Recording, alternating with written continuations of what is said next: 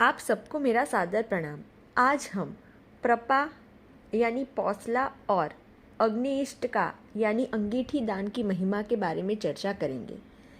अब आप सोच रहे होंगे कि प्रपा यानी कि पौसला किसे कहते हैं। पौसला का अर्थ है जहाँ लोगों को परोपकार की दृष्टि से पानी पिलाया जाता है, वह जगह, वह स्थान, उसे प्रपा पौसला कहते हैं। और अंगीठी किसे कहते हैं, तो अंगीठी का मतलब है आग जलाना। अंगीठी में कोयला, लकड़ी का बवादा वगैरह ईंधन रखकर उसको जलाया जाता है, उसे अंगीठी कहते हैं। उसमें अंगीठी में जलाया जाता है, उसे अंगीठी कहते हैं। तो आइए जानते हैं। चैत्र मास के आरंभ में ब्राह्मण द्वारा उत्तम मुहूर्त की जानकारी कर नगर के मध्य में, रास्ते के किनारे, देवालय में, पीपल या गांव के वृक्ष के नीचे अथवा निर्जन स्थान में, घने वन में शीतल छाया युक्त एक सुंदर मंडप बनाना चाहिए। मंडप के बीच में गीले वस्त्र से ढककर शीतल जल से भरे हुए बड़े बड़े मटके रखने चाहिए। जल पात्र भी रखें। सुशील जो व्यक्ति हो उसे नियुक्त करें, जो निरंतर थके प्यासे लोगों को जल पिलाता रहे। उस व्यक्ति को जीवन निर्वाह की व्यवस्था कर द्रव्य, अन्न आदि भी देना चाहिए।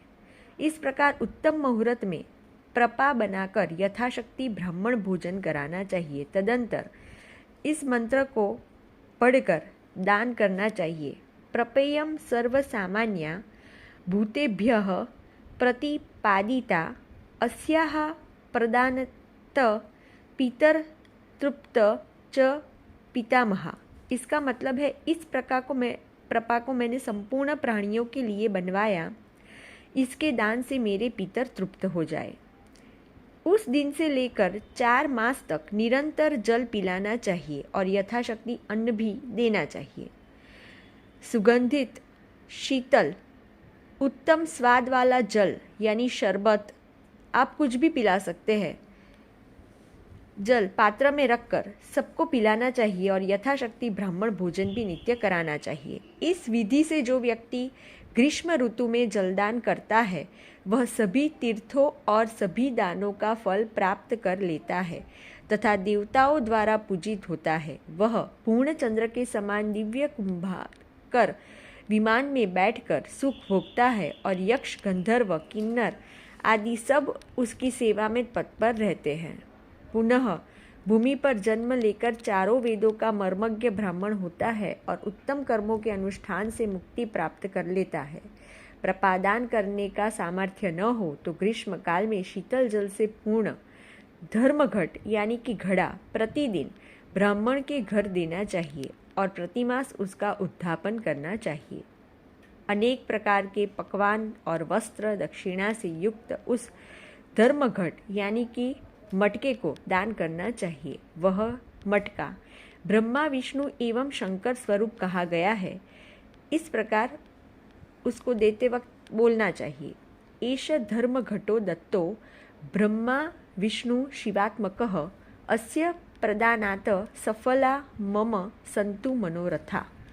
इस मंत्र को पढ़कर ब्राह्मण को जलपूर्ण मटका देना चाहिए। इस विधि से जो धर्म घटका यानी कि मटके का दान करता है वह प्रपादान का फल प्राप्त कर लेता है।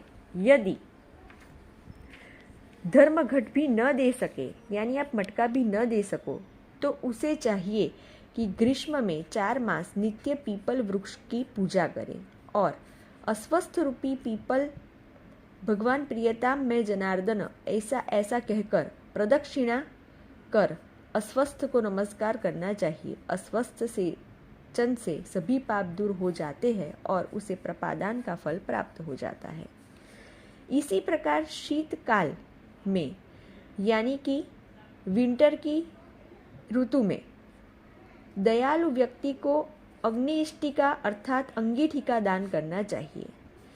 मार्गशीर्ष मास के आरंभ में उत्तम मुहूर्त देखकर देवालय, मठ, घर अथवा बड़े चौराहे पर सायं प्रातः बहुत सा सूखा काष्ठ एकत्र कर अग्नि प्रज्वलित कर हवन करना चाहिए।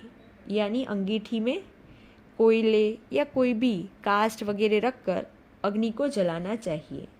इस प्रकार शीतकाल में दोनों समय अग्नि जलानी चाहिए, जिससे दीन, अनाथ, वस्त्रहीन वहाँ अग्नि का सेवन कर ठंडी से अपनी रक्षण प्राप्त कर सके, ऐसे लाभ प्राप्त कर सके। यदि कोई भूखा हो तो उसे भोजन भी देना चाहिए।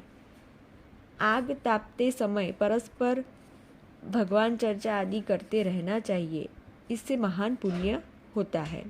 यदि स्वेच्छा से कोई राज चर्चा या जन चर्चा यानी कोई बातें करना चाहे परोपकार की, तो उसे रोकना नहीं चाहिए। इस विधि से जो व्यक्ति अंगीठी का दान करता है वह सूर्य के समान दिव्य विमान में बैठकर ब्रह्मलोक में जाता है। वहाँ वह 66,000 वर्ष तक सुख भोग कर पुनः यहाँ जन्म लेता है और चतुर्वेद वेत्ता, याज्ञिक, निरोगी, धनवान और तेजस्वी ब्राह्मण होता है। अगर आपको मेरा ये वीडियो अच्छा लगा है तो जल्दी से मेरी चैनल को सब्सक्राइब कीजिए, लाइक कीजिए और शेयर कीजिए। नमस्कार।